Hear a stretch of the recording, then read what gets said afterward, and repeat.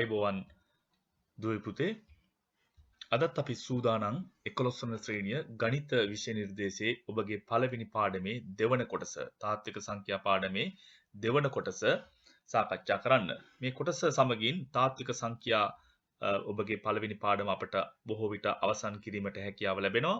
විශේෂයෙන්ම අපගේ පළවෙනි කොටසේදී තාත්වික සංඛ්‍යා පාඩමේ පළවෙනි කොටසේදී ඔබ ඉගෙනගත් යම්කිසි විෂය කරුණු ඔබට අපැහැදිලි නම් ඔබට අපැහැදිලි අවස්ථාවන් තිබුණා නම් මේ කොටස සමග එකතු වීමෙන් ඔබට ඒ සියලු විෂය කොටස් නැවත හොඳින් තේරුම් ගැනීමට අවස්ථාව උදා වෙනවා. අපි අද බලමු ඔබගේ තාත්වික සංඛ්‍යා පාඩමේ අපි ඉගෙනගත්ත සංඛ්‍යා වර්ග පළවෙනි කොටසෙන් ඉගෙනගත්ත සංඛ්‍යා වර්ග පිළිබඳව කෙටියෙන් නැවත මතක් කරගන්න. ඔබට මතක නම් ඔබගේ සංඛ්‍යා වර්ග පිළිබඳව අපි පළවෙනි කොටසෙන් ඉගෙන ගත්තා. අපි පළවෙනි සංඛ්‍යා වර්ගය පිළිබඳව අපි ඉගෙන ගත්තා නිකිල කුලකය කියලා. මොකද්ද නිකිල කුලකය කියලා? ඔබට මතකද නිකිල කුලකය අපි සංකේතවත් කරේ Z කියන ඉංග්‍රීසි අක්ෂරයෙන්. Z කියන ඉංග්‍රීසි අක්ෂරයෙන් තමයි අපි නිකිල කුලකය අංකණය කරේ. නිකිල කුලකය කියන්නේ බොහොම සරල ඔබට තේරුම් ගන්න පුළුවන්. අපි කිව්වා නිකිල කුලකය කියලා කියන්නේ ධන හෝ ඍණ පූර්ණ සංඛ්‍යා කියලා. මොනවද? ධන හෝ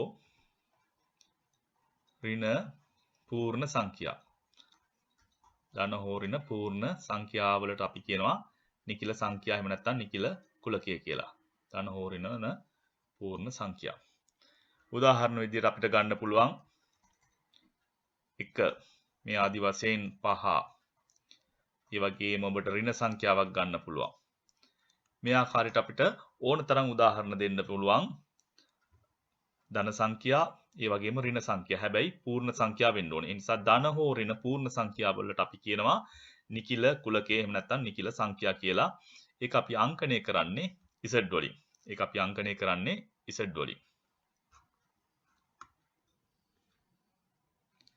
හොඳයි දැන් අපි බලමු අපි ඉගෙන ගත්ත දෙවන සංඛ්‍යා වර්ගය පිළිබඳව මතක් කරගන්න. දෙවන සංඛ්‍යා වර්ගයේ විදිහට අපි ඉගෙන ගත්තේ ප්‍රකෘති සංඛ්‍යා කුලකය. මොකද්ද? ප්‍රකෘති සංඛ්‍යා කුලකය. ප්‍රකෘති සංඛ්‍යා කුලකය.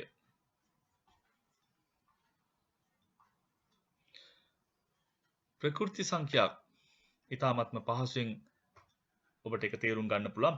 ප්‍රකෘති සංඛ්‍යා කියලා කියන්නේ අපි අංකණය කරේ ප්‍රකෘති සංඛ්‍යා n කියන ඉංග්‍රීසි අක්ෂරයෙන්. n කියන ඉංග්‍රීසි අක්ෂරයෙන් තමයි අපි ප්‍රකෘති සංඛ්‍යා අංකණය කරේ. අපි බලමු මොකද්ද ප්‍රකෘති සංඛ්‍යා කියලා කියන්නේ කියලා. ප්‍රකෘති සංඛ්‍යා කියන්නේ අපි සාමාන්‍යයෙන් ගණනය කරන්න පාවිච්චි කරන සංඛ්‍යාම තමයි. සාමාන්‍යයෙන් අපි ගණනය කරන්න පාවිච්චි කරන සංඛ්‍යාවලටම අපි කියනවා ප්‍රකෘති සංඛ්‍යා කියලා. අපිට ඒකට උදාහරණයක් ඔබට දෙන්න පුළුවන්. උදාහරණ විදිහට අපිට ලියන්න පුළුවන් ප්‍රකෘති සංඛ්‍යා අපි n වලින් අංකණය කරනවා. මේක කුලකයක් නිසා අපි සංගල වරහන පාවිච්චි කරලා අපිට 1 2 3 4 යන ආදි වශයෙන් මේ විදිහට සංඛ්‍යා ඉදිරියට ඕනතරම් ලියලා දක්වන්න පුළුවන්. ඉතින් අපි මේවට අපි කියන ප්‍රකෘති සංඛ්‍යා කියලා. ඔබට පැහැදිලිව පේනවා ප්‍රකෘති සංඛ්‍යා කියලා කියන්නේ ඇත්තටම අපි සාමාන්‍යයෙන් ගණනය කිරීම සඳහා පාවිච්චි කරන සංඛ්‍යා. පැහැදිලිද? ගණනය කිරීම සඳහා පාවිච්චි කරන සංඛ්‍යා පූර්ණ සංඛ්‍යා 1 2 3 4 වශයෙන් ධන පූර්ණ සංඛ්‍යා වලට අපිට ප්‍රකෘති සංඛ්‍යා කියලා අපිට කියන්න පුළුවන්. ඒ වගේම අපේ පළවෙනි කොටසෙන් අපි අය සාකච්ඡා කරා ඔබගේ තුන්වෙනි සංඛ්‍යා වර්ගය පිළිබඳව. අපි බලමු තුන්වෙනි සංඛ්‍යා වර්ගය. ඔබට මතක නම් ඔබගේ තුන්වෙනි සංඛ්‍යා වර්ග විදිහට අපි සාකච්ඡා කරේ පරිමේය සංඛ්‍යා කුලකය. ඊටාත්ම වැදගත් පරිමේය සංඛ්‍යා කුලකය.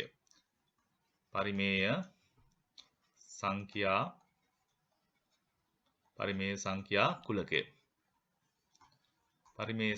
කුලකය. පරිමේය සංඛ්‍යා අපි අංකණය කිරීම සඳහා පාවිච්චි කරා ඉංග්‍රීසි අක්ෂරය මොකද්ද? Q. අපි පාවිච්චි කරේ Q කියන ඉංග්‍රීසි අක්ෂරය. පරිමේය සංඛ්‍යා ඊටාත්ම වැදගත් සංඛ්‍යා වර්ගයක්. පරිමේය සංඛ්‍යා අපිට පහසුවෙන්ම අඳුන ගන්න පුළුවන්. පහසුවෙන්ම අඳුන ගන්න පුළුවන්. ඒකේ ලක්ෂණය තමයි නිකිල සහිත භාග තියෙන්න ඕනේ. හරයට සහ ලවයට නිකිල සංඛ්‍යා තියෙන්න ඕනේ. නිකිල සහිත භාග. පැහැදිලිද? නිකිල සහිත භාග. අපි බලමු උදාහරණ කිහිපයක් ලියලා. මම ඔබට උදාහරණයක් ගන්නම්. අපි ගමු නිකිල සහිත භාගයකට උදාහරණය සරලම උදාහරණය 2න් 1. බලන්න මේකේ ලවය කීයද? 1. ඒ වගේම හරය 2. 1 කියලා කියන්නේ ධන පූර්ණ සංඛ්‍යාවක්. ලවයට තියෙන්නේ 2 කියලා කියන්නේ ධන පූර්ණ සංඛ්‍යාවක්. හරයට තියෙන්නේ. ඒක නිසා නිකිල සංඛ්‍යා මේවා. අපි දන්නා පූර්ණ සංඛ්‍යා කියලා කියන්නේ නිකිල සංඛ්‍යා ධන හෝරින. ඒක නිසා 2න් 1. එහෙම නැත්නම් 1 බෙදීම 2 කියලා කියන්නේ පරිමේය සංඛ්‍යාවක්. මේ වගේ උදාහරණ ගොඩක් අපිට ගන්න පුළුවන්. තවත් උදාහරණයක් ගමු අපි. මම ගන්නවා ඍණ 2 බෙදීම 5. අපි දන්නවා ඍණ 2 කියලා කියන්නේත් මොකද්ද? නිකිල සංඛ්‍යාවක්. මොකද අපි දන්නවා නිකිල සංඛ්‍යා කියන්නේ ධන හෝ ඍණ පූර්ණ සංඛ්‍යා. ඒ නිසා ඍණ වෙන්නත් පුළුවන්. හැබැයි පූර්ණ සංඛ්‍යාවක් වෙන්න ඕනේ. නිසා ලවයට තියෙන ඍණ 2 කියලා ගත්තොත් අපි ඒක නිකිල සංඛ්‍යාවක්. හරයට තියෙන්නේ 5. ඒකත් නිකිල සංඛ්‍යාවක්. ඒක නිසා අපිට කියන්න පුළුවන් මේකත් පරිමේය සංඛ්‍යාවක් කියලා. පැහැදිලිද? ඒ වගේ අපිට ඕන තරම් ගන්න පුළුවන්. අපි සම්පූර්ණ පූර්ණ සංඛ්‍යාවක් ගමු 5 කියලා. දැන් බලන්න මේක එකපාරටම අපිට බැලුබැලමටම පේනවා භාග සංඛ්‍යාවක් විදිහට පේන්නේ නැතුණත් අපි දන්නවා මේක බෙදීම 1 කියලා ලියන්න පුළුවන්. වෙනසක් වෙන්නේ නැහැ. නිසා ලවයට තියෙනෙත් පූර්ණ සංඛ්‍යාවක්, හරයට තියෙනෙත් පූර්ණ සංඛ්‍යාවක් විදිහට අපිට සලකන්න පුළුවන්. ඒ නිසා මෙයත් අපිට පරිමේය සංඛ්‍යාවක් විදිහට අපිට හඳුන්වන්න පුළුවන්. ඒ නිසා පරිමේය සංඛ්‍යා කියලා කියන්නේ නිකිල සහිත භාග. හරේ සහ ලවයේ නිකිල සංඛ්‍යා තියෙන්න ඕනේ. පැහැදිලිද? පරිමේය සංඛ්‍යා ඊටාත්ම වැදගත්. ඊට පස්සේ අපි සාකච්ඡා කරේ හතරවෙනි සංඛ්‍යා වර්ගයේ විදිහට අපි පළවෙනි කොටසෙන් සාකච්ඡා කරා පරිමේය සංඛ්‍යාවල සම්පූර්ණ විරුද්ධ කොටස. මොකද්ද? පරිමේය සංඛ්‍යා කුලකයේ සම්පූර්ණ විරුද්ධ කොටස විදිහට අපි සාකච්ඡා කරේ අපරිමේය සංඛ්‍යා. අපරිමේය සංඛ්‍යා. පරිමේය සංඛ්‍යා වලට අයිති නැති කොටස. ඒ නිසා අපි ඒක හතරවෙනි කොටසෙන් අපි ඉගෙන ගත්තා සංඛ්‍යා වර්ගයේ විදිහට අපරිමේය සංඛ්‍යා වර්ගයේ විදිහට අපි ඉගෙන ගත්තේ අපරිමේය සංඛ්‍යා කුලකය. අපරිමේය සංඛ්‍යා කුලකය. මේක අපි අංකණය කරන්න පාවිච්චි කරේ මොකද්ද? Q වල Q කියන්නේ පරිමේය සංඛ්‍යා. එහෙනම් එයාගේ විරුද්ධ අපි යාගේ Q dash අනුපූරකයේ විදිහට අපි පාවිච්චි කරා. පැහැදිලිද? Q වල විරුද්ධ එහෙම නැත්නම් අපි ඒකට කියන අපරිමේය සංඛ්‍යා Q dash වලින් අපි අංකණය කරා. අපරිමේය සංඛ්‍යා කියලා කියන්නේ පරිමේය සංඛ්‍යා වලට විරුද්ධ ලක්ෂණ තියෙන සංඛ්‍යා. ඒ කියන්නේ අපි උදාහරණයකින් මේක තේරුම් ගන්න බලමු. එතකොට ඔබට පැහැදිලි වෙයි. අපි කලින් ගත්ත භාගයට සමාන මම භාගයක් ගන්නවා. හැබැයි මෙතනදී විශේෂ ලක්ෂණයක් තියෙනවා. බලන්න වර්ගමූල දෙක තියෙනවා අපේ හරයට. එක බෙදීම වර්ගමූල දෙක. දැන් බලන්න ලවය අපි සලකවුවොත් එහෙම අපිට ඒකට තියෙන්නේ නිකිල සංඛ්‍යාවක්. පැහැදිලිද? නිකිල සංඛ්‍යාවක් 1 කියලා කියන්නේ පූර්ණ සංඛ්‍යාවක්. 1 කියන්නේ පූර්ණ සංඛ්‍යාවක්. ඒ නිසා එතෙන්ද අපිට නිකිල සංඛ්‍යාවක් තියෙනවා. ගැටලුවක් නැහැ. හැබැයි හරයට තියෙන්නේ මොකක්ද? හරයට තියෙන්නේ වර්ගමූල දෙක. පැහැදිලිද? හරයට තියෙන්නේ වර්ගමූල දෙක. වර්ගමූල දෙක කියලා කියන්නේ මේ වර්ගමූල දෙකට එන්නේ පූර්ණ සංඛ්‍යාවක් නෙවෙයි. දෙකේ වර්ගමූලය හෙව්වොත් අපිට ඒකට දශම සංඛ්‍යාවක් ලැබෙනවා.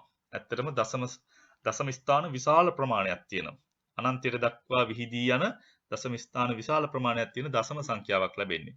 ඒක නිසා මේකේ ලවය නිකිල සංඛ්‍යාවක් වුණත් හරය නිකිල සංඛ්‍යාවක් නෙවෙයි. පැහැදිලිද?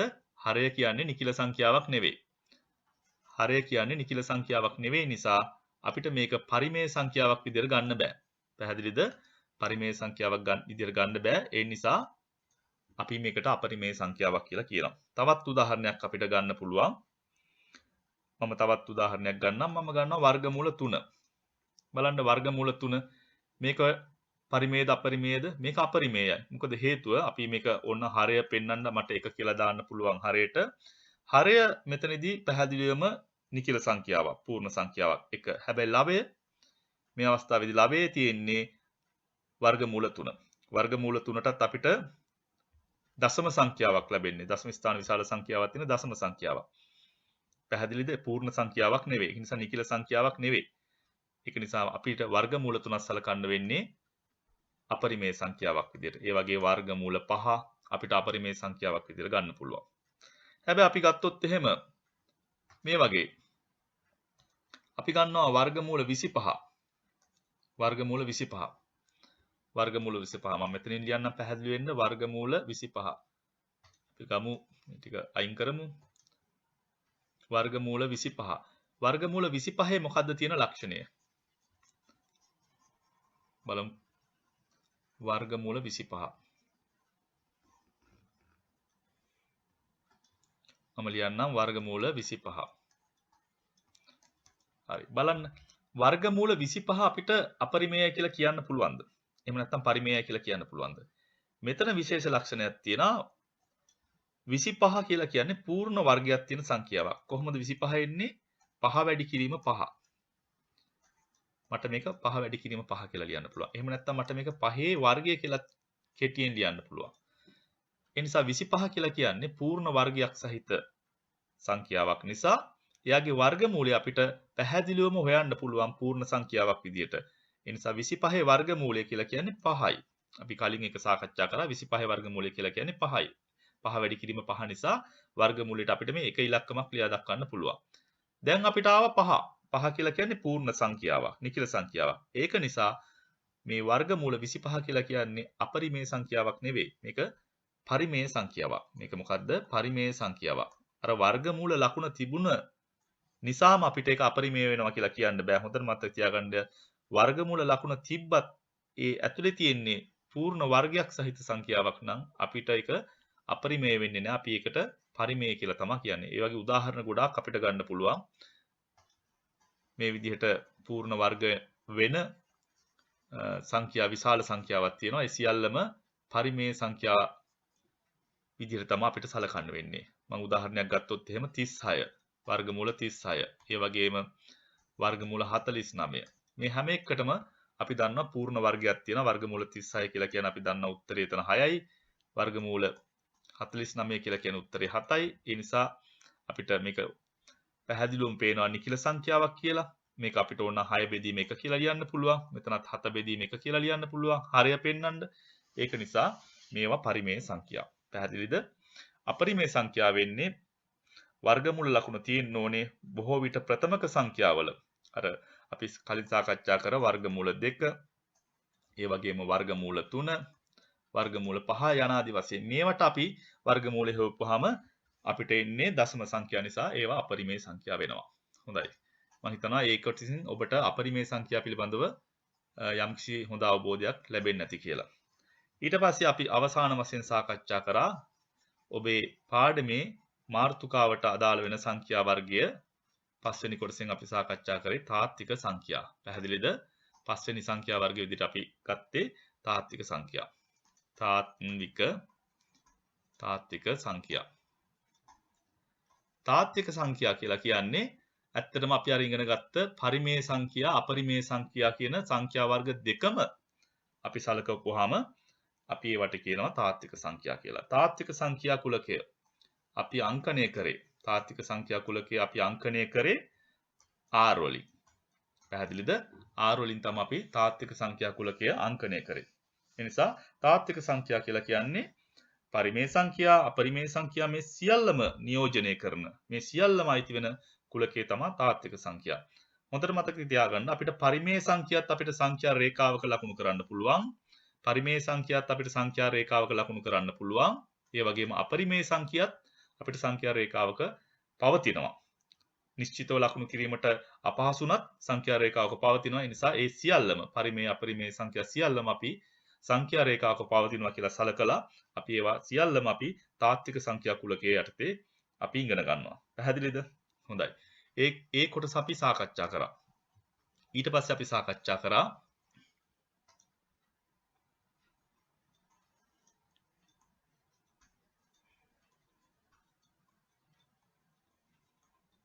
නිරූපණය.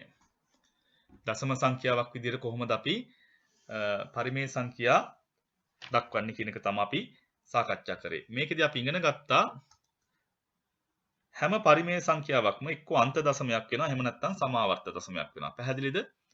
අපි ඉගෙන ගත්තා පරිමේය සංඛ්‍යාවක් එක්ක අන්ත දශමයක් වෙනවා. එක්ක අන්ත දශමයක් වෙනවා. එහෙම නැත්නම් සමාවර්ත දශමයක් වෙනවා. සමාවර්ත දශමයක්. එක්ක අන්ත දශමයක් එක්ක සමාවර්ත දශමයක් වෙනවා. පරිමේය සංඛ්‍යා අපි දශම සංඛ්‍යා විදියට හරවපුවාම.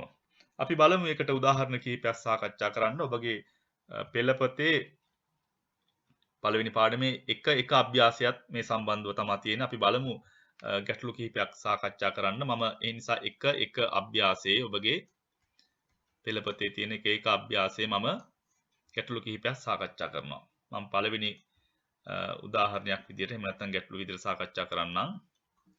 එක අභ්‍යාසයේ අපි ගමු 3 බෙදීම 4. 3 බෙදීම 4. අපිට කියනවා මේක දශම අන්ත දශමයක්ද සමාවර්ත දශමයක්ද කියලා අපිට කියන්න. පැහැදිලිද? මේක පරිමේය සංඛ්‍යාවක්. ඔබ දන්නවා 3 බෙදීම 4 කියන්නේ පරිමේය සංඛ්‍යාවක්. ලවය සහ හරය දෙන්නම පූර්ණ සංඛ්‍යා, නිකිල සංඛ්‍යා. ඒ නිසා මේක පරිමේය සංඛ්‍යාවක්. අපෙන් අහනවා මේක අන්ත දශමයක්ද එහෙම නැත්නම් සමාවර්ත දශමයක්ද කියලා. පැහැදිලිද? මේකට ක්‍රමයක් තියෙනවා. කෙටියෙන් ලබා ගන්න පුළුවන් ක්‍රමයක් තියෙනවා. ඒ කෙටියෙන් ගන්න පුළුවන් ක්‍රමයට කලින් අපි බලමු ඉස්සරහම මේක සාමාන්‍ය විදිහට බෙදලා එන උත්තරේ මොකක්ද කියලා. ඒ නිසා මම 3 බෙදීම 4 සාමාන්‍ය විදිහට බෙදනවා. මම මෙතන බෙදන්නම් 3 අපිට මේ තියෙන්නේ 4ෙන් බෙදන්න. අපි බලමු 3ට 4 ඒවා නෑ බිඳුවයි ඊට පස්සේ 4 වරක් බිඳුව කියලා අපි මෙහෙම වැඩි කරනවා 4 වරක් බිඳුව බිඳුවයි 3ෙන් බිඳුවක් අඩුනහම 3යි අපි දශම තිත තියාගත්තා බිඳුව ගත්තා 30ට 4 ඒවා 4 වරක් 7 28යි දෙකක් ඉතිරි බිඳුවක් දාගත්තා 20ට 4 ඒවා තියෙනවා 5ක් 4 වරක් 5 20යි ඉතිරි නැතුව බෙදනවා බිඳුවයි. නිසා බිඳුව ආවට පස්සේ අපිට පුළුවන් බිඳුව ආපස්සට කොන්න 4ෙන් බෙදලා මේ විදිහට පිටිපස්සට බිඳුවක් දාගන්න. මේ විදිහට අපිට ඕන තරම් බිඳු මේ විදිහට පිටිපස්සට එනවා. දශම ස්ථානයෙන් පස්සේ. පැහැදිලිද? නිසා මට මේකේ උත්තරේ ලියන්න පුළුවන් 0.7යි 5යි 0යි යනාදි වශයෙන් මේක දිගටම තියෙනවා. ඒක නිසා අපිට ඇත්තටම මේ බිඳුව වල වටිනාකමක් නැති නිසා අපිට මේක පුළුවන් ඕනනම් ලියන්න 0.7යි 5යි කියලා අපිට මෙතනින් නතර කරන්න පුළුවන්. නිශ්චිතව බෙදිලා ඉවරුණා කියලා. පැහැදිලිද?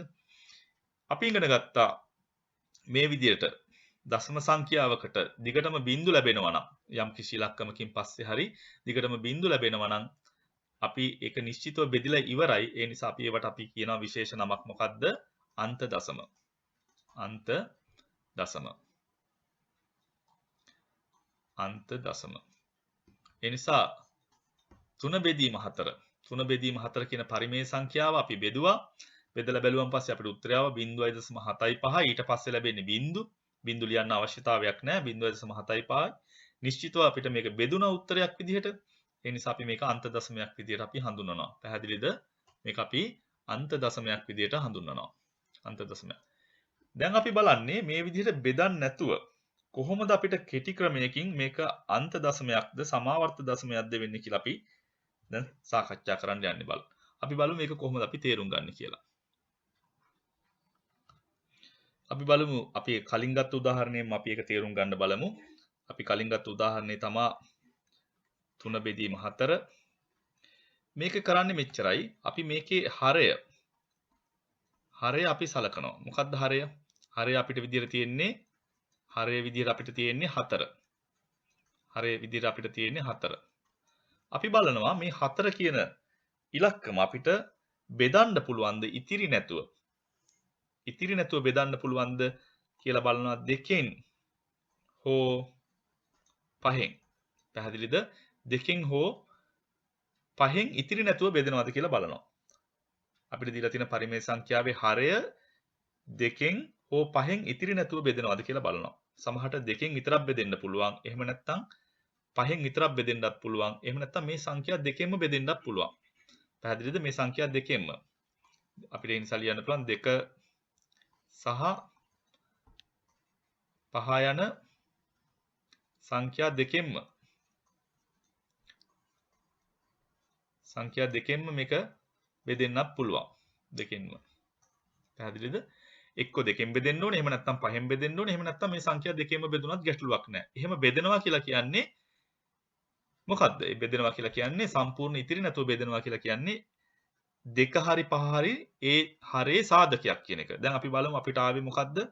අපිට ආවේ හරේ විදියට 4, හරේ විදියට 4, 4 කියන එකනා දෙකෙන් බෙදෙනවද ඉතිරි නැතුව? ඕ 4 දෙකෙන් බෙදෙනවා. උත්තරෙත් 2යි. ඒ නිසා 4 දෙකෙන් බෙදෙන නිසා 2 කියලා කියන්නේ මොකද්ද? 2 කියලා කියන්නේ සාධකයක්. හැබැයි 4 පහෙන් බෙදෙනවද? පහෙන් බෙදෙන්නේ නැහැ. අපිට 4 පහෙන් ඉතිරි නැතුව බෙදන්න බෑ. පැහැදිලිද? සම්පූර්ණයෙන් බෙදෙන්නේ නැහැ. ඒක නිසා 5 පහෙන් බෙදුන්නේ නැති වුණාට අපිට මේ හරය 4 දෙකෙන් බෙදෙනවා. අන්න ඒ විදිහට දෙකෙන් හරි පහෙන් හරි එහෙම නැත්නම් සංඛ්‍යා දෙකෙන්ම හරි එක්ක එකකින් හරි බෙදෙනවා නම් අපි ඒවට කියනවා අන්ත දශම කියලා. පැහැදිලිද? ඒ නිසා 3 බෙදීම 4. 3 බෙදීම 4 හරය 4 එයා දෙකෙන් බෙදෙනවා. ඒ නිසා 3 බෙදීම 4 කියන්නේ අන්ත දශමයක්. දැක්කද අපිට බෙදන්න නැතුව මේක පැහැදිලිවම අපිට හරය පරීක්ෂා කරලා අපිට ඒක කියන්න පුළුවන්. ඒ නිසා මම මෙතනින් තේරුම් ගන්න ලියන්නම්. කොහොමද අපි අන්ත දශමයක්ද සමාවර්ත දශමයක්ද කියන එක හොයන්න යනකොට පළවෙනියටම අන්ත දශමයක් වෙන්නවද නැද්ද කියලා අපි බලන්නේ කොහොමද? ඒක ඊටාත්ම පහසුයි. අන්ත දශමයක් වෙනවද කියලා අපිට බලන්න පුළුවන්. පරිමේය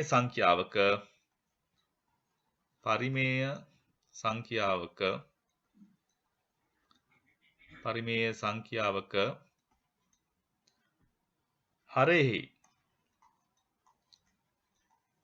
හරෙහි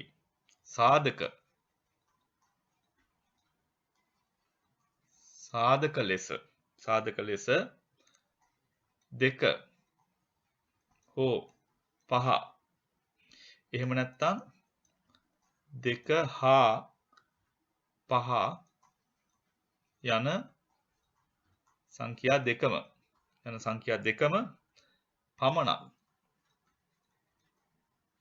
සංඛ්‍යා දෙකම පමණක් වේනම් එය අන්ත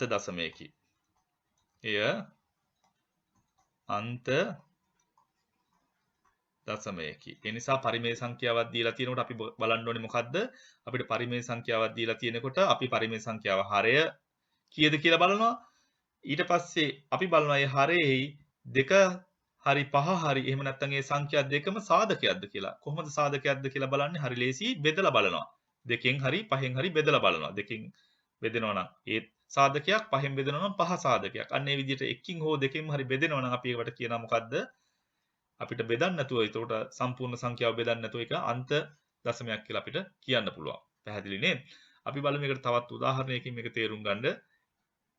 දැන් බලන්න මේකේ හරය මොකද්ද කියලා. මේක පරිමේය සංඛ්‍යාවක්.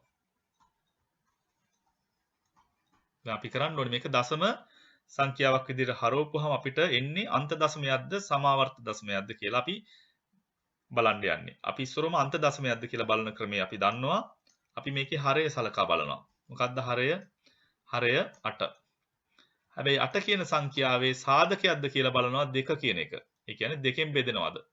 ඔව් 8 ඉතිරි නැතුව දෙකෙන් බෙදෙනවා. පැහැදිලිද? ඉතිරි නැතුව දෙකෙන් බෙදෙන නිසා 2 කියන්නේ මොකද්ද? සාධකයක්. 2 කියලා කියන්නේ සාධකයක්. හැබැයි මේක 5න් බෙදෙනවද? 5න් බෙදෙන්නේ නැහැ.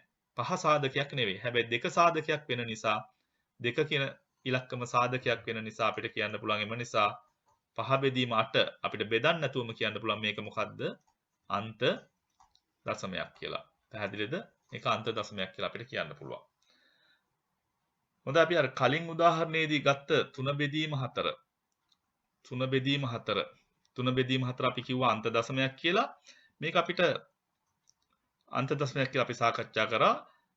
ඒ වගේම අපි දැන් සාකච්ඡා කරා 5 බෙදීම 8 ඒකත් අන්ත දශමයක්. පැහැදිලි නේද?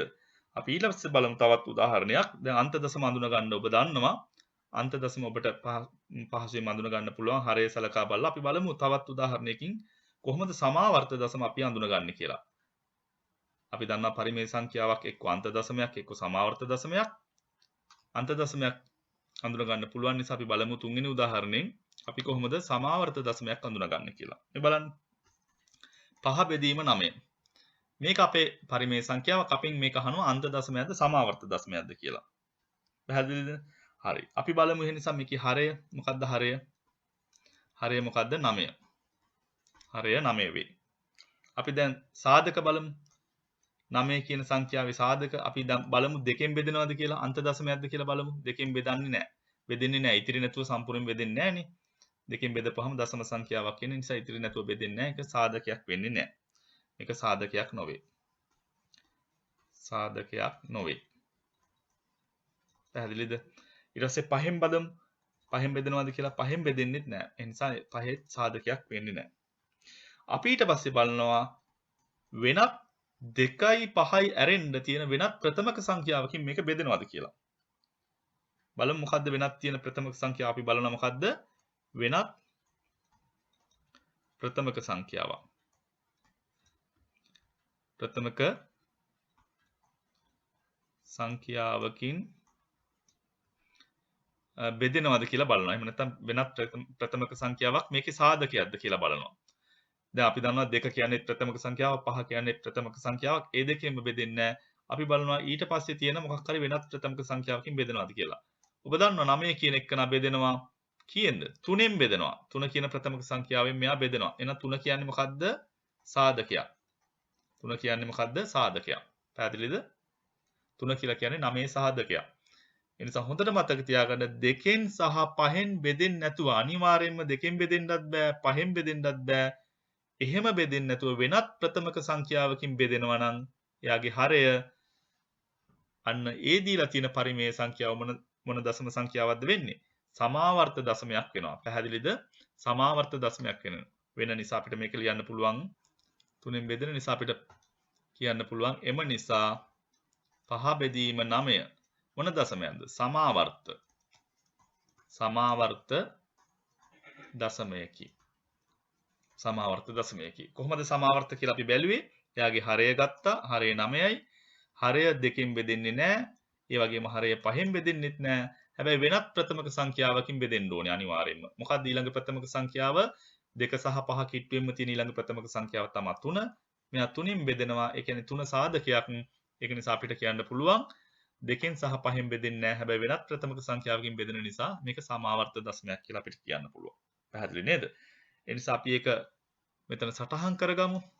මොකද්ද සමාවර්ත දශමයක් වෙන්න නම් තියෙන්න ඕනේ අවස්ථාව කියලා. ඔබට පහසුවෙන් ඒක තේරුම් ගන්න පුළුවන්. අපි ලියමු මෙතන සමාවර්ත දශමයක් වෙන්න නම් පරිමේය සංඛ්‍යාවක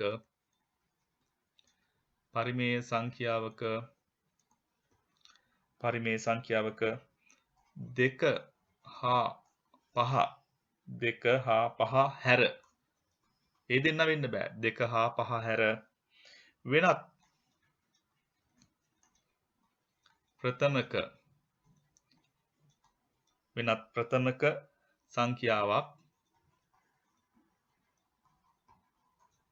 ප්‍රථමක සංඛ්‍යාවක් හරයෙහි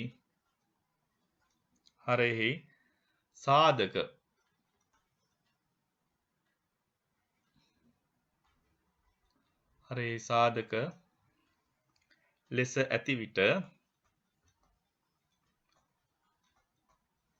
ලෙස ඇති විට සමාවර්ත දශමයක් ලැබේ.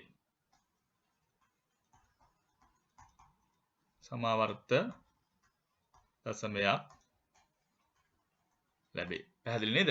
එහෙනම් සමාවර්ත දශමයක් වෙන්නේ 2 සහ 5 හැර වෙනත් ප්‍රථමක සංඛ්‍යාවක් වුණාම. පැහැදිලිනේ? හොඳයි. අපි මේ උදාහරණේ ගත්ත උදාහරණේ මොකක්ද උදාහරණය? මේ ගත්ත උදාහරණේ තමයි 5 බෙදීම 9. මේක අපි බෙදලා බැලුවොත් එහෙම ඔබ බෙදන්න මම බෙදලා උත්තරේ කියන්නම්. මේක බෙදලා බැලුවොත් පුතේ 0.5 යනාදි වශයෙන් සමාවර්ත වෙනවා. පැහැදිලිද? පහේ ඉලක්කම දිගටම එනවා. ඒ නිසා අපිට මේක ඕන කෙටි කරලා ලියන්න පුළුවන්. කොහොමද? එහෙම නැත්නම් කැටි කරලා ලියන්න පුළුවන්. ඔබ දන්නවා සමාවර්ත දශම අපිට පුළුවන් කෙටියෙන් ලියන්න. මේ විදිහට එකම ඉලක්කම නැවත සංඛ්‍යා ඛණ්ඩයක් ලැබෙනකොට අපි කරන්නේ කැටි කරලා ලියනවා සාමාන්‍යයෙන්. කැටි කළ විට කොහොමද එන්නේ? 0.5යි කියලා ලියලා පහේ ඉලක්කම නෙන්නේ. අන්න යාගේ උඩින් අපි මේ විදිහට තිතක් තියනවා. මේ විදිහට තමයි අපි සමාවර්ත දශමය අපි අන්තිමේට උත්තරේ ලියන්නේ. පැහැදිලි නේද? හොඳයි. අපි ඊට පස්සේ බලමු තවත් උදාහරණයකින් සමාවර්ත දශම තේරුම් ගන්න. දැන් මෙයා සමාවර්ත දශමයක්ද අන්ත දශමයක්ද කියලා අපි පරීක්ෂා කරලා බලන්න ඕනේ යාගේ හරයෙන්. හරය බෙදන්න ඕනේ නැහැ. හරය මොකද්ද? 7. ඔබ මොකද කරන්න ඕනේ? සාධක හොයන්න ඕනේ. සාධක වෙනවද මොනවද සාධක වෙන්නේ කියලා බලන්න ඕනේ. අපි දන්නවා අපි ඉස්සරහම බලනවා 2 කියන එක න සාධකයක්ද කියලා බලනවා. 7 2කින් ඉතිරි නැතුව බෙදන්න බෑ. ඒ නිසා සාධකයක් නෙවෙයි. ඊට පස්සේ මොකද කරන්නේ? 5 සාධකයක් වෙනවද කියලා බලනවා. 5න් ඉතිරි නැතුව බෙදෙන්නෙත් නැහැ. ඊට පස්සේ වෙනත් මොකක් හරි ප්‍රථමක සංඛ්‍යාවක් බලනවා. මොකද්ද ඊළඟ ප්‍රථමක සංඛ්‍යාවක් අපි බැලුවොත් 3. 3ෙන් බෙදනවද? 3ෙන් බෙදෙන්නෙත් නැහැ. ආයි ප්‍රථම සංඛ්‍යාවක් තියෙනවා මොකද්ද? 7. 7ත් ප්‍රථමක සංඛ්‍යාව. හැබැයි 7ෙන් බෙදෙනවා. මොකද 7 අපිට 7 ඉලක්කම 7ෙන් බෙදන්න පුළුවන් ඉතිරි නැතුව. උත්තරේ 1යි නිසා 7 කියන්නේ මොකද්ද? සාධකයක්. 7 සාධකයක් වෙච්ච නිසා අපි දන්නවා 2කිනුත් බෙදුන්නේ නැහැ. 5ෙනුත් බෙදුන්නේ නැහැ. හැබැයි වෙනත් ප්‍රථමක සංඛ්‍යාවකින් බෙදෙනවා. ඒ තමයි 7. ඒ නිසා 7ෙන් බෙදෙන නිසා අපි මෙයාට 3 බෙදීම 7 කියලා කියන්නේ මොන දශම සංඛ්‍යාවක්ද? මේකට අපි කියනවා සමාවර්ත දශමයක් කියලා. මොකද්ද?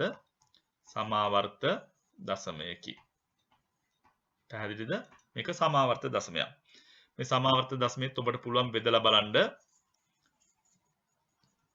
කොහොමද මේකේ දශම ස්ථාන අපිට ලැබෙන්නේ කියලා සමාවර්ත වෙන්නේ කියලා ඔබට බෙදලා බලන්න පුළුවන්. ඒක ඔබ උත්සාහ කරන්න බෙදන්න. මට පුළුවන් මේකේ බෙදුවම් පස්සේ එන උත්තරේ ඔබට සඳහන් කරන්න. අපිට මේ වගේ ටිකක් දිග දශම සංඛ්‍යාවක් සහිත උත්තරයක් එනවා 0.4යි 2යි 8යි 5යි 7යි 1යි ආපෞසරයක් 4යි 2යි 8යි 5යි 7යි 1යි යනාදී වශයෙන් එනවා. පැහැදිලිද? බලන්න දැන් මේකේ ඔබට පැහැදිලිව පේනවා 4යි 2යි 8යි 5යි 7. මේ කොටස ආපෞසරයක් මෙතන ඉඳලා පටන් ගන්නවා. පැහැදිලිද? මේ කොටස ආපෞසරයක් මෙතන ඉඳලා පටන් ගන්නවා. ඒ කියන්නේ සංඛ්‍යා ඛණ්ඩයක්. සංඛ්‍යා ඛණ්ඩයක් නැවත නැවත ලැබෙනවා. මෙන්න මේ කියන සංඛ්‍යා ඛණ්ඩය නැවත නැවත ලැබෙනවා. ඒවට තමයි අපි සමාවර්ත වෙනවා කියලා කියන්නේ. එහෙනම් අපිට මේක කෙටි කරලා ලියන්න පුළුවන් උත්තරේ 0.4යි 2යි 8යි 5යි 7යි 1 කියලා ලියලා සමාවර්ත වෙන ඒ දශම සංඛ්‍යාව පටන් ගන්න 4ෙන් අවසන් වෙන්නේ ඒ සංඛ්‍යා ඛණ්ඩයේ 1ෙන් අන්න ඒ දෙන්න උඩ 4ට උඩින් සහ 1ට උඩින් මේ විදිහට 32ක් තියෙනවා. ඒ සමාවර්ත වෙන සංඛ්‍යා ඛණ්ඩය අපි මේ විදිහට පෙන්නනවා කෙටි කරලා. පැහැදිලිනේ? ඒවා අපි සමාවර්ත දශම විදිහට හඳුන්වනවා. හරි. එහෙනම් පරිමේය සංඛ්‍යාවක් දශම සංඛ්‍යාව බවට අපිට හරවන්න පුළුවන්. ඒක අපි බෙදන්න කලින් එයාගේ හරය පාවිච්චි කරලා ඒක අන්ත දශමයක් වෙනවද කියලා හොයන්න අපි දන්නවා. ඒ වගේම සමාවර්ත දශමයක් වෙනවද කියලා හොයන්නත් අපි දන්නවා. පැහැදිලිනේ? හොඳයි. අපි ඊළඟ කොටස සාකච්ඡා කරමු. හොඳයි ඊළඟ කොටස තමයි අපරිමේය සංඛ්‍යාවක දශම නිරූපණය. මොකද්ද? අපරිමේය සංඛ්‍යාවක දශම නිරූපණය. ඔබ දන්නවා අපරිමේය සංඛ්‍යාවක දශම නිරූපණය අපි මුලින්ම ඒකට තියෙන ලක්ෂණ කිහිපයක් තියෙනවා. අපි ඒක සාකච්ඡා කරමු. අපරිමේය සංඛ්‍යාවක් ඔබ දශමයක් විදිහට හරවුවොත් එහෙම අපිට සමාවර්ත වන සංඛ්‍යාංක ඛණ්ඩාංක ලැබෙන්නේ නැහැ. ඒ කියන්නේ සමාවර්ත වෙන දශම ලැබෙන්නේ නැහැ. ඒ නිසා හොඳට මතක තියාගන්න මම ඒක උදාහරණයකින් පැහැදිලි කරන්නම්. ඊට කලින් අපි මෙතන පොඩ්ඩක් සරලව ලියාගමු. අර කලින් අපි පරිමේය සංඛ්‍යාවක් එක්ක අන්ත දශමයක් වෙන්න පුළුවන්, සමාවර්ත දශමයක් වෙන්න පුළුවන්. හැබැයි අපරිමේය සංඛ්‍යා අපිට සමාවර්ත දශම ලැබෙන්නේ නැහැ. ඒ නිසා අපි ලියනවා සමාවර්ත වන සංඛ්‍යාංක සමාවර්ත වන සංඛ්‍යාංක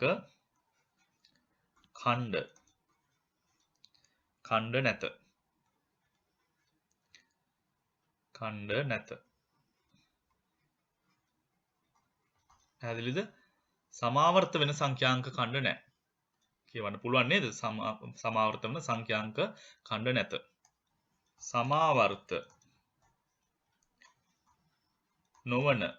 සමාවර්ත නොවන අන්ත දශම නෙවෙයි අනන්ත දශම.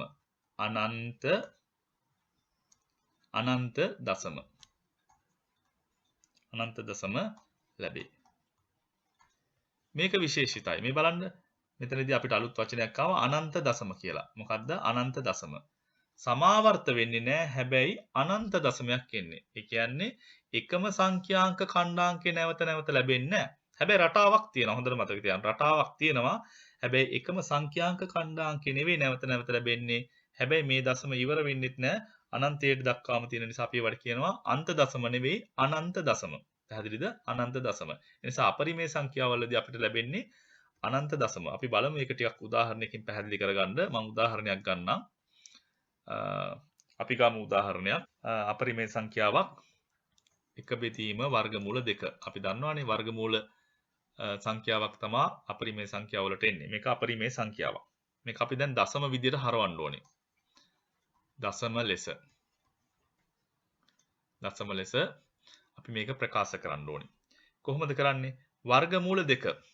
වර්ගමූල 2 කියලා කියන්නේ ඔබ මේක වර්ගමූල ලකුණ තියෙන නිසා අපි වර්ගමූල 2 අපි අගයක් විදිහට ගත්තොත් එහෙම දශම සංඛ්‍යාවක් විදිහට මෙහෙම 1.4යි 1යි 4යි 2යි මේ විදිහට ඉවරයක් නැතුව තව සංඛ්‍යා විශාල සංඛ්‍යාවක් ලැබෙනවා. මේක ඔබගේ පෙළ පොතේ නම් දශම ස්ථාන 60කටත් ලියලා තියෙනවා. පැහැදිලි නේද? ඒ නිසා මේක දිගටම එනවා. මේක දිගටම එනවා.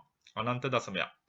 ඉතින් අපි මේක දැන් එක බෙදීම වර්ගමූල 2 නිසා එක බෙදීම වර්ගමූල 2 නිසා එක වර්ගමූල 2 වෙනුවට මේ 1.4යි 1.4 අපි මේක දිගටම තියෙන නිසා අපි කරන්නේ සාමාන්‍යයෙන් ආසන්න වශයෙන් දශම ස්ථාන 3කට වගේ ගන්නවා. ඒ නිසා 1.4යි 1.4 කියලා අපි ගමු. එතනින් නතර කරමු. හැබැයි හොඳට මතක තියාගන්න මෙතනින් නතර වෙන්නේ නැහැ. මේක දිගටම තියෙනවා. එතකොට එක බෙදීම 1.41. දැන් බලන්න මේකේ හරයට තියෙන්නේ දශම සංඛ්‍යාවක්. 1.4යි 1.4. ඒ නිසා හරේ දශම සංඛ්‍යාවක් තියාන අපිට ටිකක් සුළු කරන්න අපහසුයි.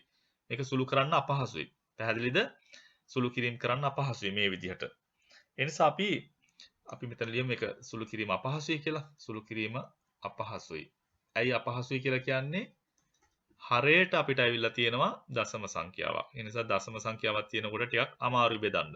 ඒ නිසා මේ පාඩමේදී අපි මේ වගේ වර්ගමූල ලකුණක් කියන ඒවා සුළු කරන්න පොඩි කෙටි ක්‍රමයක් පාවිච්චි කරනවා.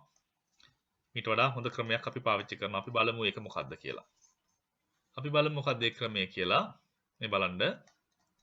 එක බෙදීම වර්ගමූල 2 මේක අපි දැන් කරන්නේ මේ එක බෙදීමේ වර්ගමූල 2 මේ හරේ තියෙන වර්ගමූල ලකුණ සහිත සංඛ්‍යාව අපිට වර්ගමූලේ නැති කරගත්තා නම් හරි පහසුයි. මොකද වර්ගමූලේ තිබ්බහම අපි දන්න එතන දශම සංඛ්‍යාවක් වෙන නිසා සුළු කරන්න අපහසුයි. ඒ නිසා අපි දැන් වර්ගමූල ලකුණ අයින් කරගන්න උත්සාහ කරමු. වර්ගමූල ලකුණ අයින් කර ගැනීමට අපිට පුළුවන් ගණිතයේදී පාවිච්චි කරන්න අපි දන්නවා මේ වර්ගමූල ලකුණ ඉවත් කරන්න පහසුම ක්‍රමය තමයි මේක ආපහු සැරයක් වර්ගමූල දෙකෙන්ම අපි ಗುಣ කරනවා. ඉතින් හරය ಗುಣ කරා නම් වෙනසක් නොවෙන්න අනිවාර්යයෙන්ම ලවයත් ಗುಣ කරන්න ඕනේ. නැත්නම් අපි ඒ කරපු දේ අමතරව දෙයක් කරා වෙනවා. දැන් මෙතනදී හරයයි ලවයයි දෙන්නම ಗುಣ කරපු නිසා අපිට මේ දෙන්නම ඕනනම් ආපහු ඉවත් කරන්න පුළුවන් නිසා 1 1 කියලා කියන්නේ මේ දෙන්නම බෙදුනහම ඉවත් වෙලා යන නිසා අපි හරයට කරපු දේම අපි ලවයටත් මෙතනදී ඒ ගණිත කර්මයේම සිද්ධ කරා. ඒ නිසා වෙනසක් නැහැ. දැන් අපිට මේක ලියන්න පුළුවන් එක වැඩි කිරීම වර්ගමූල 2 කියලා කියන්නේ. එතන වර්ගමූල 2 මෙතනදී මූල 2 වර්ගමූල 2 වැඩි වෙනවා. මොකක්ද උත්තරේ? වර්ගමූල 2 වැඩි වෙනකොට මෙතන බලන්න මම පැහැදිලි කරලා දෙන්නම්. අපිට තනි වර්ගමූලයක් මෙතන ලියලා 2 වැඩි කිරීම 2 කියලා ඇතුලෙන් ලියන්න පුළුවන්. ඒ කියන්නේ 2 2 4යි. 4ේ වර්ගමූලය කියන්නේ මොකක්ද? උත්තරේ 2යි. නිසා මම මෙතනදී 2යි කියලා උත්තරේ ලියනවා. දැන් මේක ටිකක් සුළු කරන්න ලේසියි. මොකද හේතුව මෙතනදී අපි දන්නවා දැන් වර්ගමූලයේ තියෙන්නේ අපේ ලවයට. අපි දන්නවා වර්ගමූල 2 අපි කෙටියෙන් අපිට සරල කරලා ලියා ගන්න පුළුවන් 1.4යි 1යි 4 කියලා. එහෙනම් එයා අපි බෙදන්න ඕනේ දැන් දෙකෙන්. මම මෙතන ලියන්නම් 1.4යි 1යි 4 දැන් බෙදන්න ඕනේ දෙකෙන්. දැන් මෙතනදී අපිට හරයට තියෙන්නේ පූර්ණ සංඛ්‍යාවක්. හරයට පූර්ණ සංඛ්‍යාවක් නිසා මේ අපරිමේය සංඛ්‍යාවේ අපිට පැහැදිලිවම දැන් මේක බෙදන්න පුළුවන්. අපිට බෙදපුවාම දාල වශයෙන් 0.7යි ආදි වශයෙන් අපිට උත්තර එනවා. මේක හොඳට මතක තියාගන්න. මේක ඉවරයක් නෑ. මේක දිගටම තියෙනවා. අපි මේ සරල කරලා ගන්න ඕන නිසා තමයි දශම ස්ථාන 3කට ගත්තේ ආසන්න වශයෙන්. පැහැදිලිනේ? ඉතින් මේක අපිට මේ විදිහට බෙදන්න පුළුවන්. මේක ඇත්තටම අන්ත දශමයක් නෙවෙයි අනන්ත දශමයක්. මොකද්ද? අනන්ත දශමයක්. අනන්ත හොඳට මතක තියාගන්න. අනන්ත දශමයක්. මොකද මේ බෙදිලා ඉවර නෑ මේක දිගටම තියෙනවා. මේක දශම ස්ථාන 60කට ඔබගේ පෙළ පොතේ දක්වලා තියෙනවා. නමුත් ඊට වඩා ඉස්සරහට යන්න පුළුවන්. පැහැදිලිද? හරි. ඒ නිසා අපරිමේය සංඛ්‍යා අපිට දශම සංඛ්‍යාව විදිහට හරවපුවාම අපිට එන්නේ මොකද්ද දුවේ පුතේ? සමාවර්ත දශමයක් නෙවෙයි අනන්ත දශමයක්. ඒක ඊටාත්ම වැදගත්. නමුත් ගොඩක්ම වැදගත් වෙන කොටස තමයි ඔබ ඉගෙන ගන්න ඕනේ මේ පාඩමේදී මේ අපරිමේය සංඛ්‍යාවල අපි දැක්ක වර්ගමූල ලකුණ තියෙනවා. පැහැදිලිද? වර්ගමූල ලකුණ තියෙනවා. මේ වර්ගමූල ලකුණට මේ තාත්වික සංඛ්‍යා පාඩමේදී අපි විශේෂ නමක් දෙනවා. අපි බලමු මේ මොකක්ද කියලා. දැන් බලන්න මේ වර්ගමූල 2 කියන එක අපි දන්නවා වර්ගමූල 2 කියලා කියන්නේ අපරිමේය සංඛ්‍යාවක්. පැහැදිලිද? වර්ගමූල 2 කියන්නේ අපරිමේය සංඛ්‍යාවක්. ඒ නිසා මෙන්න මේ වර්ගමූලය ඇති අගය පරිමේය නොවන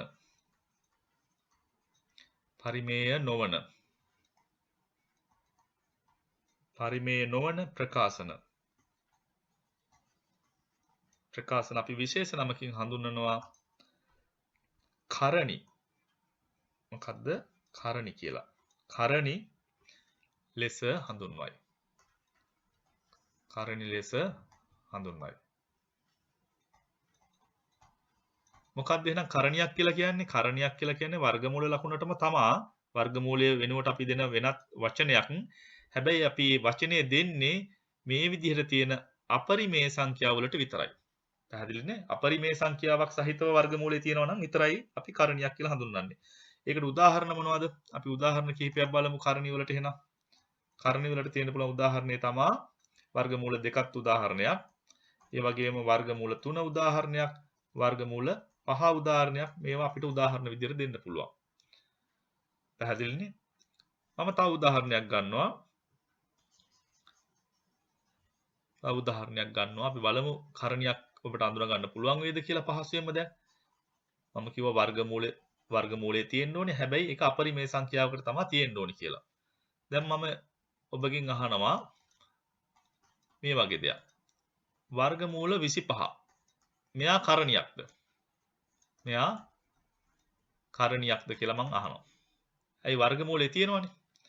නෑ මේක කරණියක් නෙවෙයි. මොකද හේතුව අපි දන්නවා වර්ගමූල 25 කියලා කියන්නේ පූර්ණ වර්ගයක්. මොකද පූර්ණ වර්ගයේ 5. අපිට ලියන්න පුළුවන් 5 5 25යි කියලා. 5 පූර්ණ වර්ගයක්. ඒ නිසා මෙයාට අපිට නිශ්චිත උත්තරයක් කියනවා කීයයි කියලාද? 5යි කියලා. එහෙනම් වර්ගමූල ලකුණ තිබ්බ පළියටම ඒක කරණියක් වෙන්නේ නැහැ. මොකද වර්ගමූල 25යි උත්තරය අපිට 5යි කියලා එනවා. 5 කියලා කියන්නේ අපරිමේයයි නෙවෙයි. 5 කියන්නේ මොකද්ද? 5 කියන්නේ පරිමේයයි. ඒක නිසා මේක කරණියක් නෙවෙයි. මේක කරණීය කියලා අපි හඳුන්වන්නේ නැහැ. කරණියක් කියලා මේ වර්ගමූල ලකුණට හඳුන්වන්නේ නැහැ. කරණියක් අපිට නොවේ. පැහැදිලිනේ? කරණියක් නොවේ. මේ වගේ උදාහරණ ගොඩක් අපිට ගන්න පුළුවන්. වර්ගමූල 25 පමණක් නෙවෙයි.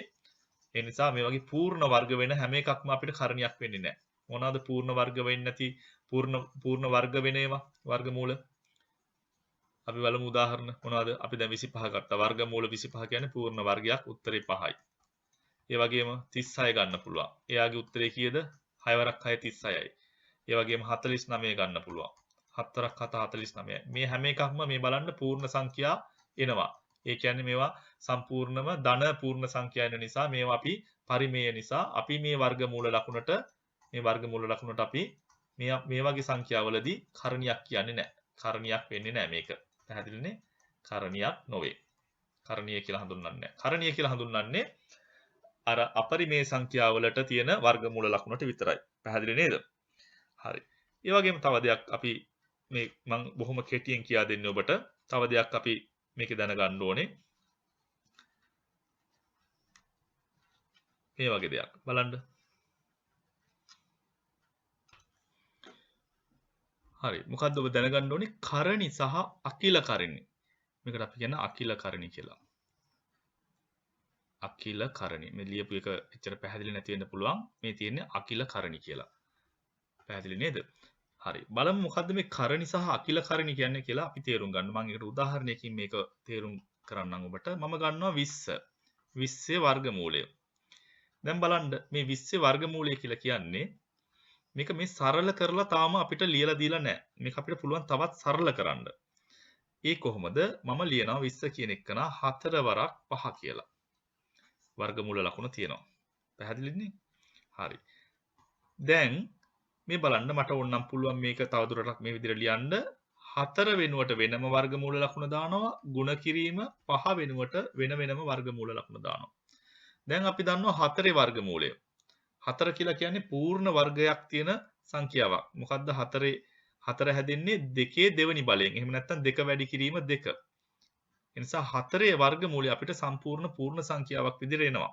2 වැඩි කිරීම 2 සමාන සංඛ්‍යා දෙකක් වැඩි වෙලා හැදෙන නිසා පැහැදිලිනේ 4 හැදෙන්නේ 2 වැඩි කිරීම 2කින්. ඒ නිසා 4 වර්ගමූලය අපිට 2 කියලා එනවා. ඒ නිසා වැඩි කිරීම 5. මේක අපිට කෙටියෙන් ලියන්න පුළුවන්. මෙන්න මේ වැඩි කිරීමේ ಗುಣ කිරීමේ ලකුණ අයින් කරලා අපිට 2යි වර්ගමූල 5 කියලා කෙටියෙන් ලියන්න පුළුවන්. දැන් බලන්න මෙයාට අපි කියනවා මොකද්ද? සරලම ආකාරයෙන් අපි දක්වුවා කියලා. පැහැදිලිනේ? මේක ඇවිල්ලා සරලම කරණියක්. සරලම කරණියක්. මොකද්ද සරලම කරණියක තියෙන ලක්ෂණය? මේ විදිහට අපිට පරිමේය සංඛ්‍යාවකුත් තියෙනවා. ඒ විතරක් නෙවෙයි වර්ගමූලයක් සහිතව මේ විදිහට අපරිමේය සංඛ්‍යාවකුත් තියෙනවා. එහෙනම් පරිමේය සංඛ්‍යාවක සහ අපරිමේය සංඛ්‍යාවක ගුණිතය මෙතන තියෙන්නේ. ඒක ඇවිල්ලා සරලම කරණියක්. මේවට අපි කියනවා කරණි කියලා. හැබැයි මෙතනදී වර්ගමූල 20 අපිට කලින් දුන්නේ මොකද්ද වර්ගමූල 20. මේක සරලම නෙවෙයි. මේක සරලම කරණියක් නෙවෙයි. සරලම අවස්ථාව නෙවෙයි මේක. සරලම අවස්ථාව නොවේ. පැහැදිලිනේ? සරලම අවස්ථාව නොවේ. අපි දැන් සරල කරා මේ විදිහට සුළු කරලා. ඒක නිසා මෙන්න මේ විදිහට සරලම අවස්ථාවේ නැති කරණිය වලට අපි විශේෂ නමක් දෙනවා මොකද්ද? එයාට අපි කියනවා අකිල කරණි කියලා. අකිල කරණි. ඒක අපිට සුළු කරලා මේ විදිහට සරල කරන්න පුළුවන්. මේ විදිහට සරල කරන්න පුළුවන්. සරල කරපුවාම පූර්ණ සංඛ්‍යාවක් එනවා. ඒ කියන්නේ පරිමේය සංඛ්‍යාවක්. මොකද අපි දන්නවා පූර්ණ සංඛ්‍යා එහෙම නැත්නම් නිකිල සංඛ්‍යා කියලා කියන්නේ පරිමේය සංඛ්‍යා. පරිමේය සංඛ්‍යාවක් එනවා. ඒ වගේම එයත් එක්ක ගුණ වෙලා තියෙනවා අපරිමේය සංඛ්‍යාවක්. ඒ නිසා අකිල කරණී අපිට සරල කරලා දක්වන්න පුළුවන්. අකිල කරණියක් කියලා කියන්නේ සරලම අවස්ථාව නෙවෙයි. ඒක තවත් සුළු කරන්න පුළුවන්. පැහැදිලි නේද? එහෙනම් අකිල කරණියත් ඔබට තේරෙනවා. අපි තවත් අකිල කරණියට මම උදාහරණයක් පෙන්නන්නම්. එතකොට තවත් ටිකක් තේරුම් ගන්න පුළුවන් වෙයි. මම ගන්නවා උදාහරණයක් විදිහට වර්ගමූල 48. මේක මොකද්ද? මේක අකිල කරණියක්. හේතුව මේ තියෙන්නේ සරලම අවස්ථාව නෙවෙයි. මෙය අකිල කරණියකි. අකිල කරණියකි මේ අකිල කියලා හරියට ලියන්න ටිකක් අපහසුයි වගේ අකිල කරණියක් වෙනවා. පැහැදිලි නේ? මේක අකිල කරණියක්. මේක අකිල කරණයක්. එහෙනම් අපිට මේක සුළු කරලා සරලම ආකාරයෙන් දක්වන්න පුළුවන්. අපි බලමු මේක සුළු කරන්න. ඒ නිසා මම මේ වර්ගමූල 48 තව ටිකක් සුළු කරනවා. කොහොමද කරන්නේ? අපිට පුළුවන් පූර්ණ වර්ගයක් එන විදිහට මේක හදාගන්න.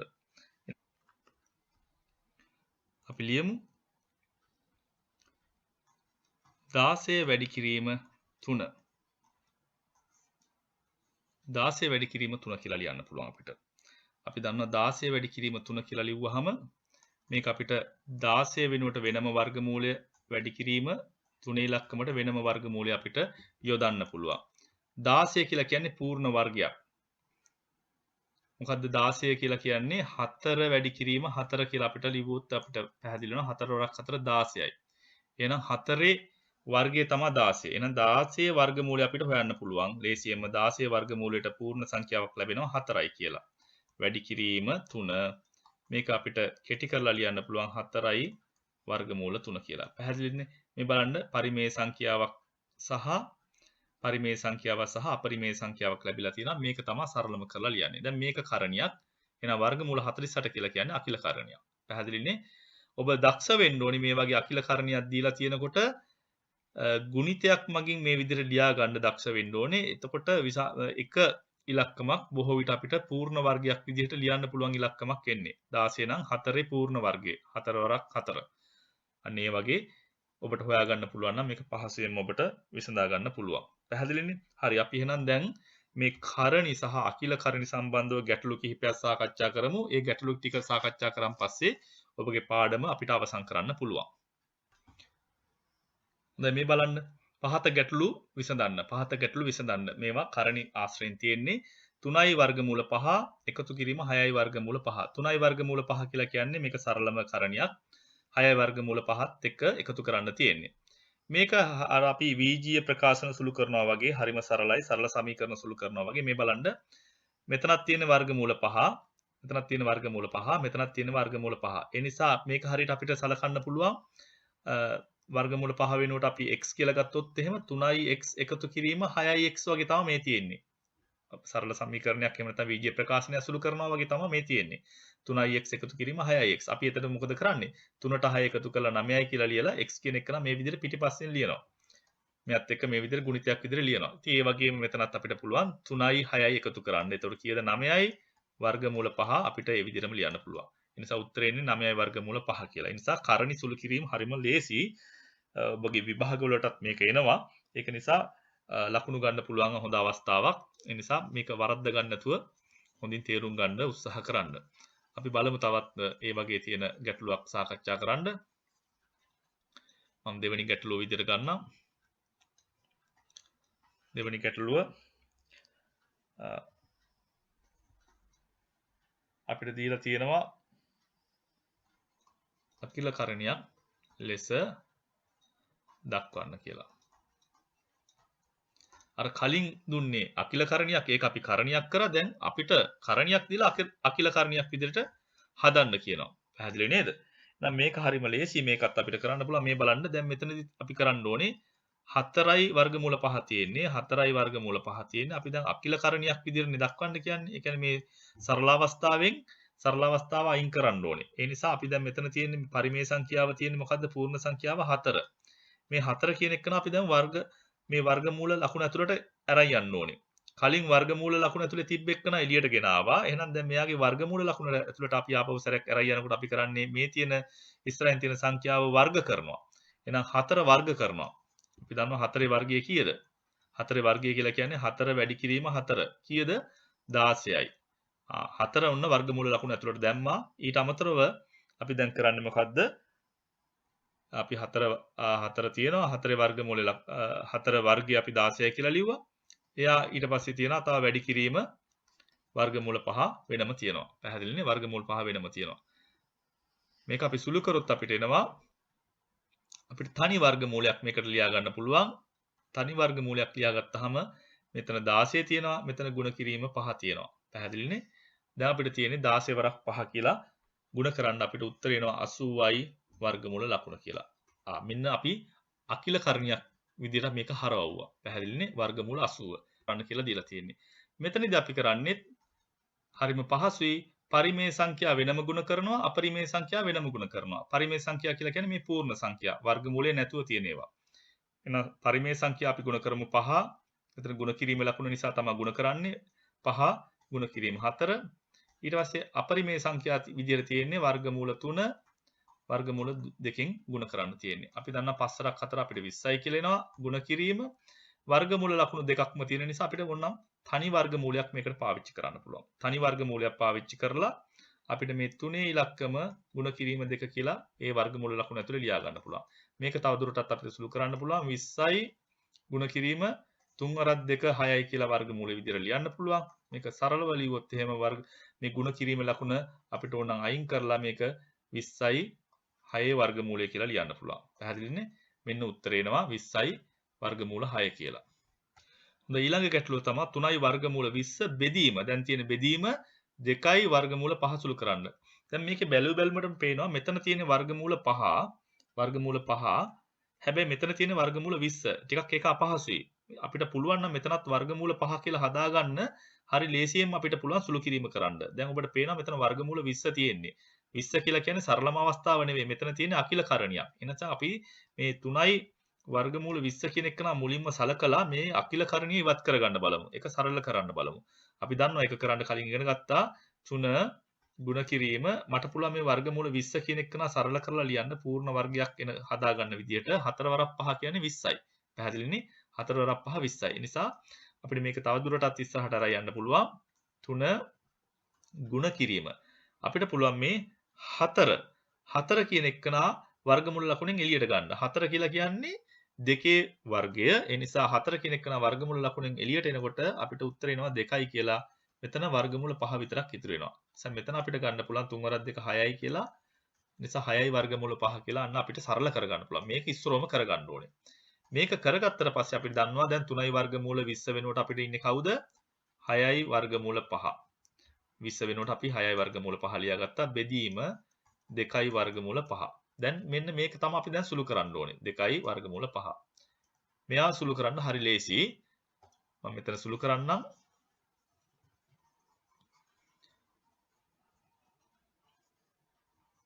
හරි මේ බලන්න. අපි මෙතන ලියාගමු. දැන් අපිට ආවා 6යි වර්ගමූල 5 බෙදීම 2යි වර්ගමූල 5 කියලා අපිට ආවේ. අකිලකරණීය ඉවත් කරගත්තට පස්සේ. දැන් මේක අපිට කෙටියෙන් ලියන්න පුළුවන්. ඔබට මේ විදිහට බෙදන්න අපහසු නම් මේක පහසෙන් ලියන්න පුළුවන් 6යි වර්ගමූල 5 බෙදීම ලකුණ වෙනුවට මේ බෙදීම පාවිච්චි කරන්න පුළුවන් 2යි වර්ගමූල 5. දැන් මේකත් අර VG ප්‍රකාශනයක් වගේ වර්ගමූල 5 වර්ගමූල 5ෙන් බෙදිලා 1යි 1යි කියලා ඉවත් කරන්න පුළුවන්. එතකොට අපිට එනවා 6 බෙදීම 2 සරල කරපුවාම උත්තරේ 3යි කියලා එනවා. පැහැදිලි නේ? හොඳයි බලන්න ඊළඟ ගැටලුව 3 බෙදීම වර්ගමූල 2 සංඛ්‍යාව හරෙහි නිකිලයක් සහිත භාගයක් ලෙස දක්වන්න. දැන් බලන්න 3 බෙදීම වර්ගමූල 2 කියලා කියන්නේ අපි දන්නවා අපරිමේය සංඛ්‍යාවක්. අපෙන් කියන්නේ මේ හරයට තියෙන මේ අපරිමේය සංඛ්‍යාව අයින් කරලා එතන පූර්ණ සංඛ්‍යාවක් කරන්න කියලා. ඒක හරිම ලේසි. අපි කලිමුත් කරා 3 බෙදීම වර්ගමූල 2 අපි කරන්න ඕනේ මොකද්ද? මේක වැඩි කරන්න ඕනේ මේ වර්ගමූල 2 අයින් කරන්න නම් තවත් වර්ගමූල 2කින් වැඩි කරන්න ඕනේ. වර්ගමූල 2කින් හරය වැඩි කරන්න ඕනේ. වෙනසක් නොවෙන්න අනිවාර්යයෙන්ම ලවයත් වැඩි කරන්න ඕනේ. එතකොට අපිට එනවා 3යි වර්ගමූල 2 කියලා අපිට ලවයට එනවා. වර්ගමූල 2 වර්ගමූල 2කින් වැඩි වුණාම මොකද වෙන්නේ? මේ මූල ලකුණ අයින් වෙලා යනවා. අපිට සරලවම කට්ටියට කියන්න පුළුවන් මේ මූල ලකුණ ඉවත් වෙලා ගිහිල්ලා 2යි කියලා එනවා. දැන් බලන්න අපිට අර කලින් අර හරයට තිබ්බ වර්ගමූල ලකුණ දැන් නැහැ. අපිට මේකෙන් කියන්නේ මේ ගැටලුවෙන් කියන්නේ වර්ගමූල ලකුණ අයින් කරන්න කියලා. හැබැයි දැන් ලවයට වර්ගමූල ලකුණ තියෙනවා. ඒ නිසා මේක අපරිමේය සංඛ්‍යාවක්. මොකද හේතුව වර්ගමූල 2 කියලා කියන්නේ අනන්ත දශමයක්. පැහැදිලි නේද? හොඳයි. දැන් බලන්න මේ ගැටලුවත් අර කලින් වගේම තමයි. හැබැයි මෙතනදී අපිට දීලා තියෙන දැන් ඉලක්කම් වෙනුවට අපිට ඉංග්‍රීසි අක්ෂර දීලා තියෙන්නේ. ඒ බෙදීම වර්ගමූල b. ඊ හරය පරිමේය කරන්න. අර කලින් කිව්වා වගේ හරයේ තිබ්බ වර්ගමූල ලකුණ අයින් කරන්න කියනවා වගේම තමයි මේ හරය පරිමේය කරන්න කියන එකේ තේරුම. පරිමේය කරනවා කියලා කියන්නේ වර්ගමූල ලකුණ අයින් කරලා එතන පූර්ණ සංඛ්‍යාවක් වගේ පෙන්වන්න කියලා. නිසා අර කලින් කරපු දේම තමයි මෙතනත් අපිට කරන්න තියෙන්නේ. හරය පරිමේය කරන්න අපිට කරන්න තියෙන්නේ a බෙදීම වර්ගමූල b. මේ ඉලක්කම් වෙනුවට මේ ඉංග්‍රීසි අක්ෂර තිබ්බා කියලා බය වෙන්න එපා. ඒක සාමාන්‍ය ඉලක්කමක් කියලා හිතලා ඔබට පුළුවන් මේක සුළු කරන්න. ඒ නිසා මම මෙතනදිත් කරන්නේ අර කලින් වගේම වර්ගමූල b අයින් කරන්න වර්ගමූල b වලින් හරය වැඩි කරා. ඒ වගේම ලවයත් එහෙනම් වර්ගමූල b වලින්ම වෙනසක් නොවෙන්න වැඩි කරන්න ඕනේ. මේ දෙන්න අපිට ළඟින් ලියන්න පුළුවන් a වර්ගමූල b කියලා.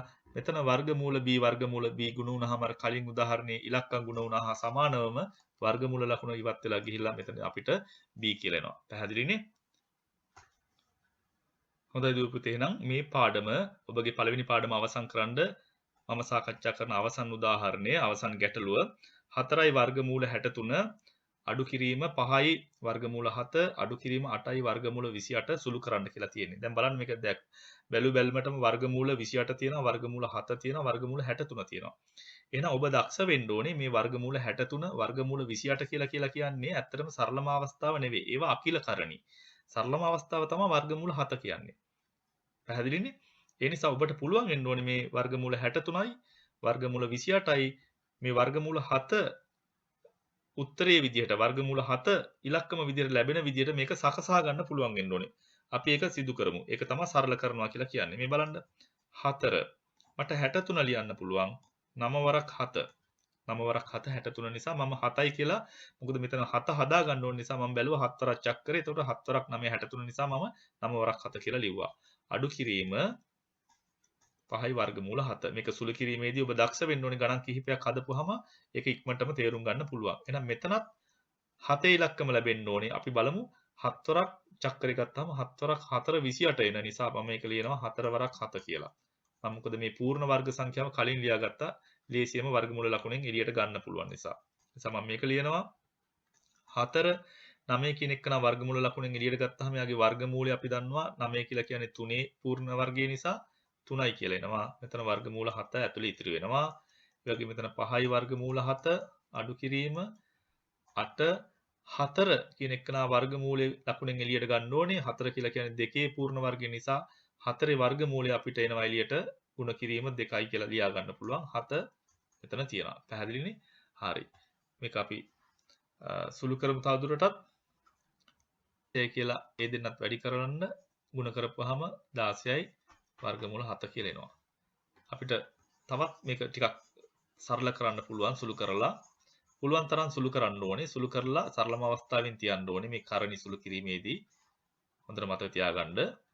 සම්පූර්ණ ලකුණු හම් වෙන්න නම් දැන් බලන්න 12යි වර්ගමූල 7න් අපිට අඩු කරන්න පුළුවන් 5යි වර්ගමූල 7. අඩු කරන්න පුළුවන්. මොකද මේ වර්ගමූල 7 සමාන නිසා මේක හරියට x කියලා ඔබට හිතන්න පුළුවන්. අර VJ ප්‍රකාශන වල වගේ. ඒ නිසා ඉස්සරහින් තියෙන මෙන්න මේ පරිමේය සංඛ්‍යාව අඩු කරන්න පුළුවන්. 12න් 5 කඩනවාම කීයද? 7යි. පැහැදිලිනේ? 12න් 5 කඩනවාම 7යි වර්ගමූල 7. මෙතන තියෙන අඩු කිරීම 16යි වර්ගමූල 7. දැන් මෙතනත් අර VJ ප්‍රකාශන වගේම සුළු කරන්න පුළුවන්. VJ සංඛ්‍යා අඩු කරනවා වගේම මෙතනත් වර්ගමූල 7 තියෙන්නේ. මෙතනත් වර්ගමූල 7. ඒ නිසා 7න් 16ක් අඩු කරන්න පුළුවන්. අපි දන්නවා පුංචි සංඛ්‍යාවකින් ලොකු සංඛ්‍යාවක් අඩු කරන්න අපහසුයි කරන ක්‍රමේ තමයි ලොකු එකකින් පොඩි එක අඩු කරනවා. 16න් 7ක් කරනවාම 9යි. හැබැයි අපි දන්නවා එතනදී අපි ලියන්න ඕනේ ලකුණ ගැන සැලකිලිමත් වෙන්න ඕනේ. මේ විශාල සංඛ්‍යාව ඉස්සරහා තියෙන ලකුණ තමයි අපි ලියන්නේ. මොකද්ද විශාල සංඛ්‍යාව ඉස්සරහා තියෙන්නේ ඍණ. ඒ ඍණ ලකුණෙන් අපිට පෙන්වන්නේ අපි මේ කරලා තියෙන පොඩි සංඛ්‍යාවකින් ලොකු සංඛ්‍යාවක් අඩු කරා කියලා. පැහැදිලිනේ? ඒ නිසා ඍණ 9යි වර්ගමූල 7 අඩු වෙලා යන්නේ නැහැ. එයා ඒ විදිහටම එනවා. පැහැදිලිනේ? ඒ නිසා මේක උත්තර එනවා කීයද? ඍණ 9යි වර්ගමූල 7යි කියලා. හොඳයි දූපිත. එහෙනම් අපි ඔබගේ තාත්වික සංඛ්‍යා පාඩමේ සියලුම දේවල් අපි සාකච්ඡා කරා. සියලුම ඊ타මත්ම වැදගත් සියලුම දේවල් සාකච්ඡා කරා. සංඛ්‍යා වර්ග, ඒ වගේම කරණි, අකිල කරණි, ඒවා සුළු කරන විදිය, පරිමේය සංඛ්‍යා, අපරිමේය සංඛ්‍යා කියන්නේ මොනවද? ඒ සියල්ලම අපි සාකච්ඡා කරා. සමාවර්ත දශම, අන්ත දශම, ඒ වගේම අනන්ත දශම. ඒ නිසා මේ පාඩම අවසానයි. අපි ඔබගේ දෙවන පාඩම තමයි 11 ශ්‍රේණියේ දර්ශක හා ලඝු ගණක පළවෙනි කොටස. අපි පළවෙනි කොටසෙන් හමු වෙමු. අයබෝවන්.